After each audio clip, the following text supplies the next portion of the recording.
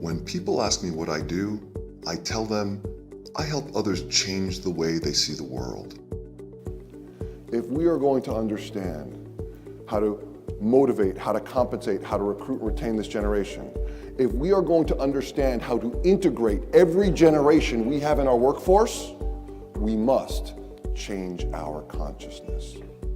Whether I've been asked to speak about integrating different generations in the workforce or organizational culture, whether I'm asked to work with small businesses or billion-dollar companies, I believe that when we change the way we see the world we see changes. They are adults in positions of authority, making adult decisions in order to overcome the crisis. That's what makes them a civic generation. Clearly, very trying times for this generation. But also very interestingly, civic generations tend to provide society a tremendous number of leaders. This generation in particular gave this country more presidents than any generation before or since. Humor is a great way for people to remember new information, which helps them change the way they see the world. Okay, so this is a learning moment, learning opportunity for our Gen Ys. First of all, for our Gen Ys, for older generations, if we got up on a Saturday morning before 6 a.m., this is what we'd watch till the cartoons came on. Okay? So in other words, TV used to go off. So when I say to Gen Ys, TV used to go off, the most common response is, why? I've always believed it is helpful to put information in a context, learning from the past while keeping our eyes towards the future. We cannot escape our demographics. We cannot escape our demographics means there are demographic forces that have been in play for decades and will continue to play themselves out for the next several decades in a very specific way, in a very influential way over the future. If we understand the forces that influence the future, we can help shape the future.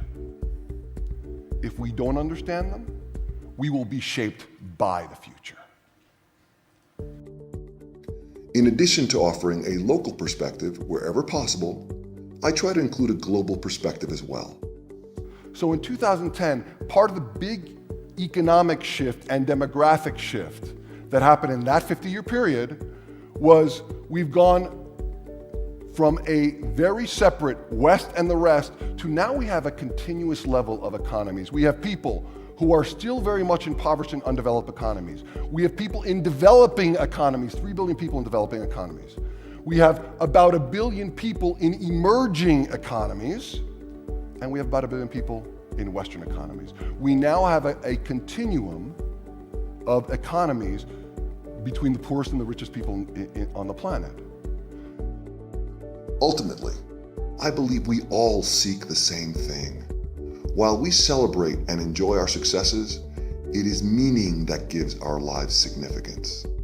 In business, we not only have a unique opportunity to create success for ourselves and for our companies, we have the opportunity to change the world. And that is significance we can all live with.